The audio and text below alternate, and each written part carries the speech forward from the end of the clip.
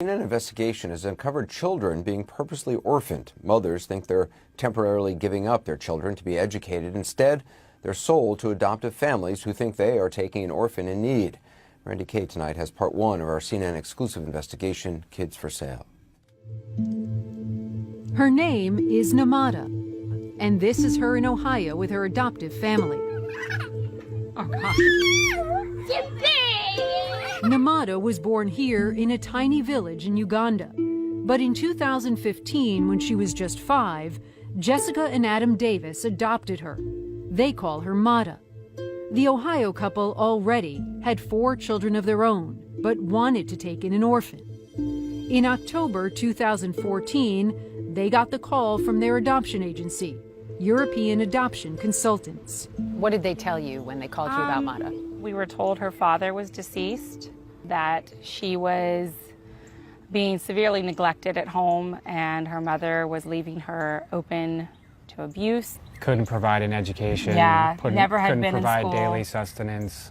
They just kept saying this is a mother that does not want her child. So it was made clear to you that Mada's mother was relinquishing her, didn't want her. Oh, 100%. There's no question. No, not at all.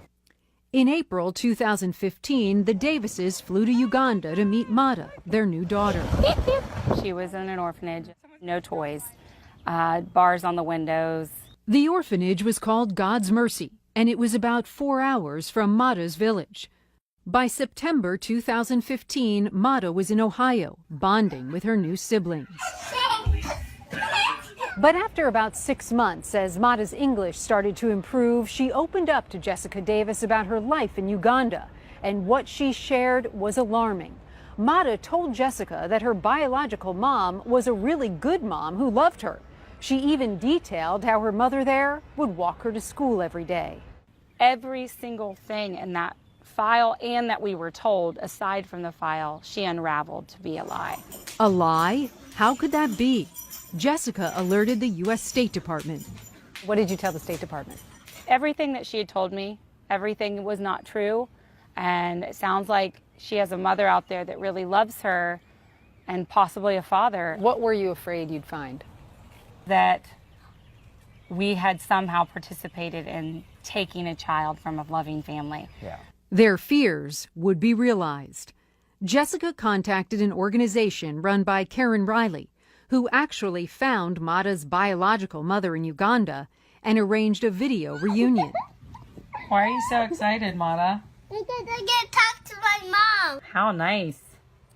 Are you happy? Yeah.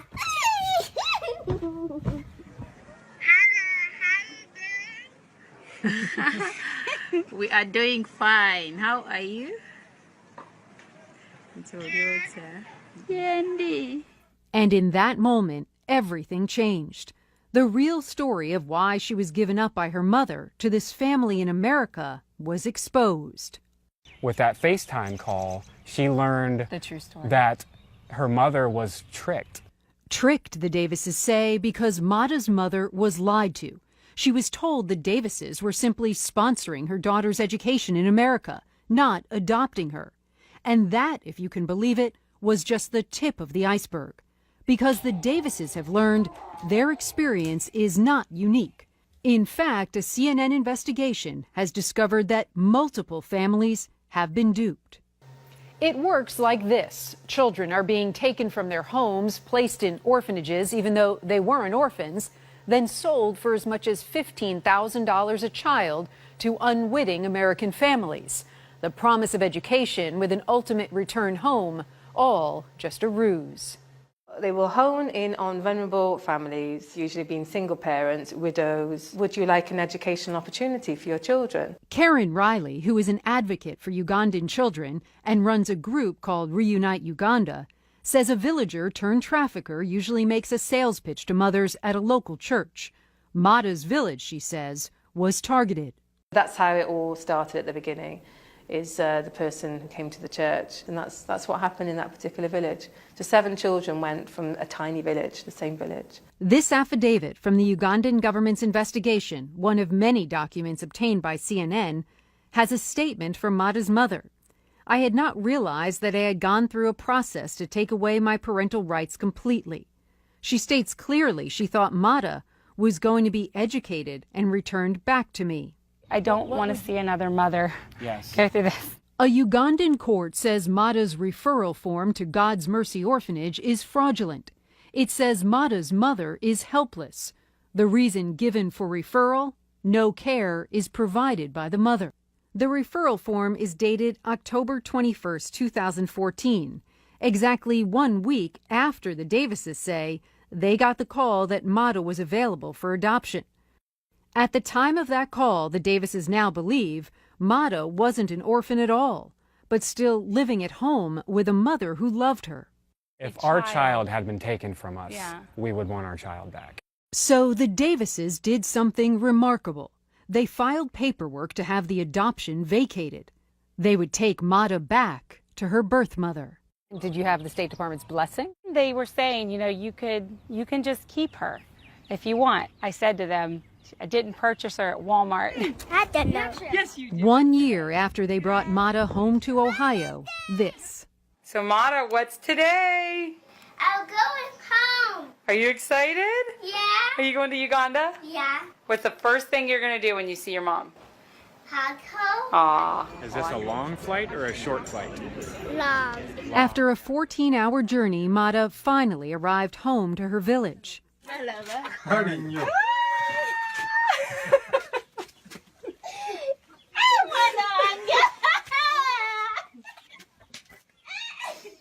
In September 2016, the Ugandan government officially gave parental rights back to Namada's biological mother.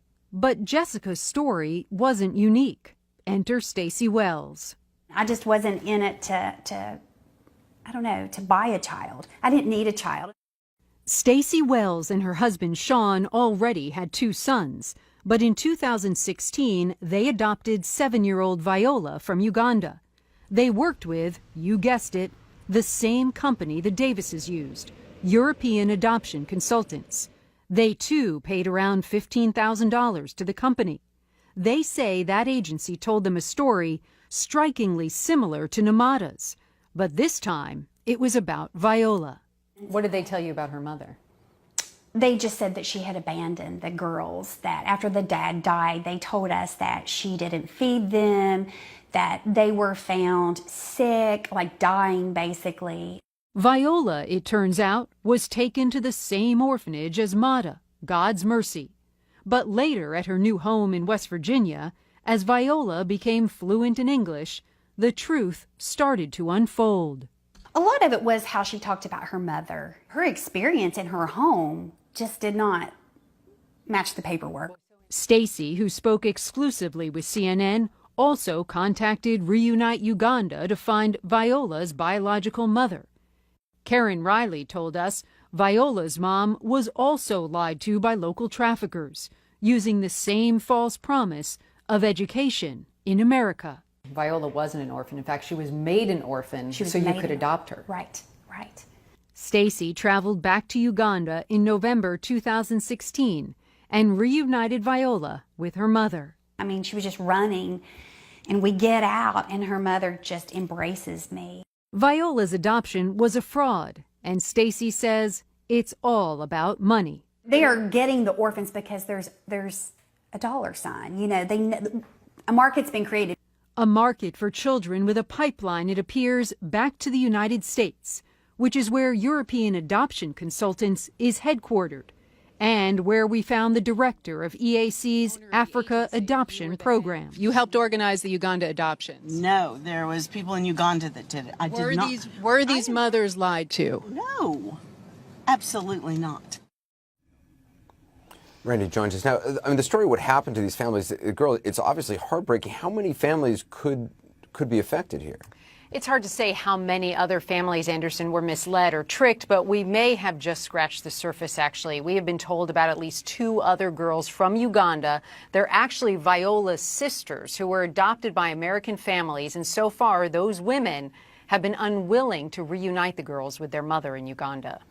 So you mentioned the orphanage where Mata and Viola were taken. Is that still open? The Ugandan government has told us, Anderson, that orphanage has actually been closed. They found that they were operating illegally, processing guardianship orders fraudulently, and yes, trafficking children. We weren't able to reach anyone from that orphanage to ask about this since it has been closed.